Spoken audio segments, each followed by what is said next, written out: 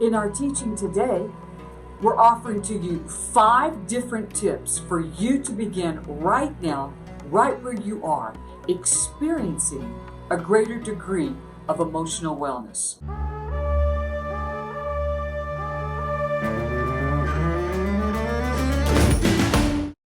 Tip number 1, self-affirmation. That means that we are supplying for ourselves what our need is, because we all know that we can't be dependent on external sources. The sun is not always going to shine. It may rain, and it may rain for a number of days. And if you love rain, what happens when the sun shines? We can't always depend on our loved ones to have the right attitude towards us, or to say the right things, or to be supportive of us.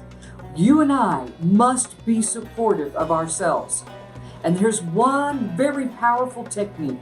It's called mirror work, where we stand in the mirror, we look ourselves right in the eye, and we begin to affirm ourselves, that we love ourselves, that our hearts are good, that we're safe, that we are actually very much cared for, that our intent is good.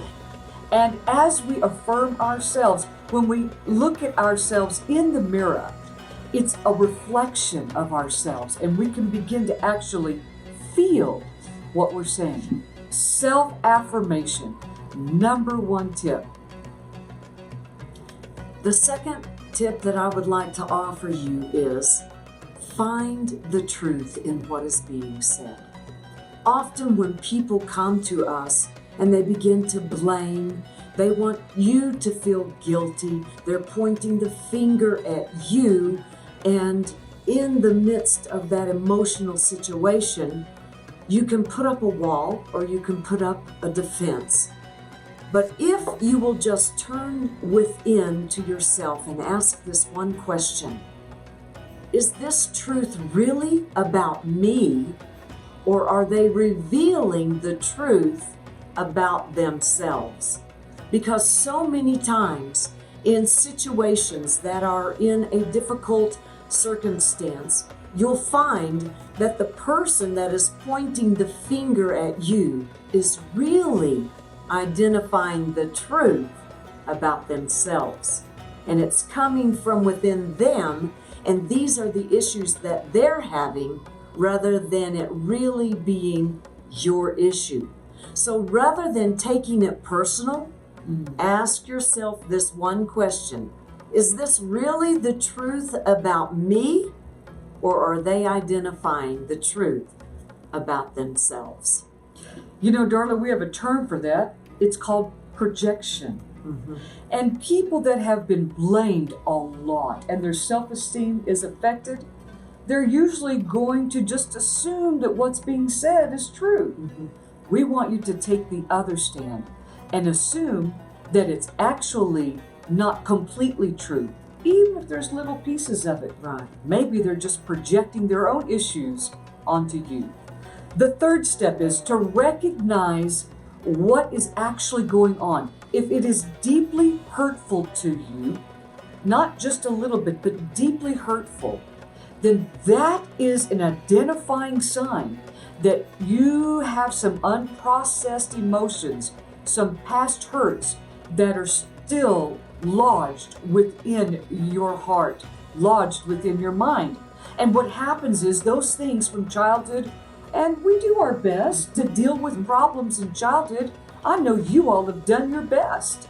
But as we get to be adults, if it's not completely cleared energy, then when a certain situation comes at us and it triggers, and we may not even be aware that it triggers, but we have a big emotional response, or we have a lot of frustration, or a lot of anger, or a lot of hurt, please know that that is a signal to you that there's some trapped energy within, and that trapped energy must be cleared. If you can become aware, this is not so much about the present situation, but I find the source back in a situation in my past that I still have some leftover hurt from.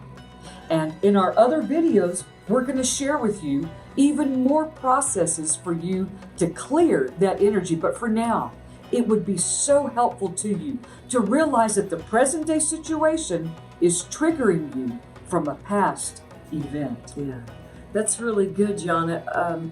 I think one of the keys that I have noticed when visiting and talking with people is the situation when you have an emotional response to a simple issue that's being presented, and the emotion that you have is greater than the issue. That's when you know it's a trigger. That's really good. Yeah, so our next tip is to do just exactly that, Darla, to clear some of that trauma. Yeah, I think one of the things that we do when we begin to clear the trauma, to get over it, to get through it, to help you be able to manage the rest of your day or the rest of that particular situation. What happens in the brain is this: when we get triggered, when we're in the midst of a heated conversation or debate, the brain waves inside of our body go from what we would call a low beta up to high beta. And let me give you an example of what that would look like. If a deer that is out in the pasture eating the grass or drinking the water all of a sudden senses that a predator is coming after them, they're not going to continue drinking the water. That's right. Or eating the grass. They are going into fight or flight. And that is what happens in an emotional situation.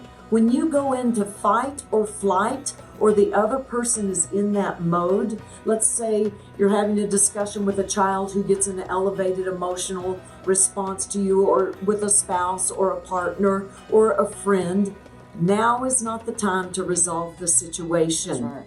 You have to bring that situation from fight or flight down to a low place, a calm place, a relaxed place, where then you can work out the situation.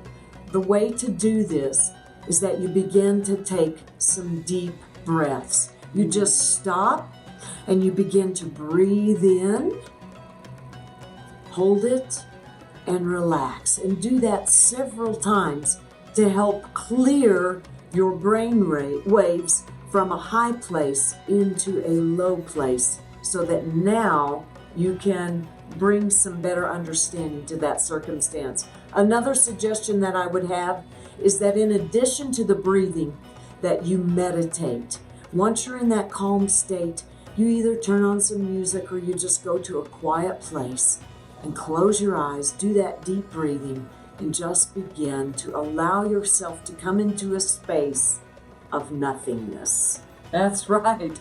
Wonderful tips. You know, in that high beta state, when people are arguing and fighting, no learning takes place. Right. Nobody can hear anybody. So the more you press to be heard, the more it gives ammunition, or that's a strong word, the more it gives fuel for the fire of the other person, and it never brings resolve.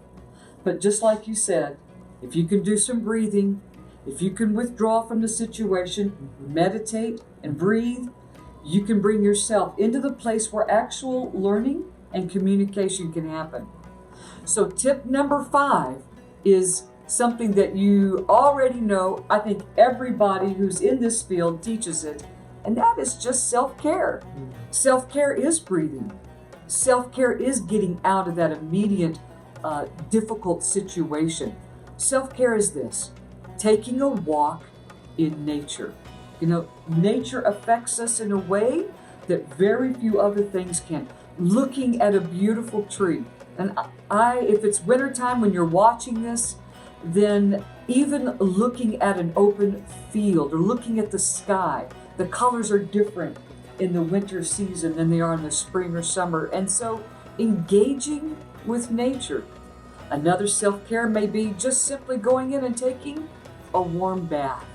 Maybe putting on headphones, literally, and taking a walk, or putting on headphones and sitting in a comfortable chair and letting the family know that you need some time alone. And we're not talking isolation here, Darla. Right. We're just talking a 30-minute, 45-minute, maybe sometimes an hour of just self-care. So let's go over those 5 tips. Number 1, self-affirmation. Number 2, find the truth. Number 3, recognize the source. Where is it really coming from? Number 4, clear the trauma, deep breaths, and meditation. And number 5, simple, important self-care. As we close this out today, again, I want you to know that we are here to support you and encourage you on your journey to emotional wellness. With that being said, I want you to know that we are offering to you a free teaching on how to deal with toxic emotions and opening your heart for healing. All you have to do is click on the link below, follow that link to get your free teaching. We love to help people and we want to support you on your journey. We look forward to seeing you the next time. That's right. For now, I'm Dr. Yana Sanders. And I'm Darla Fields. And together, we are the Hebrew Sisters.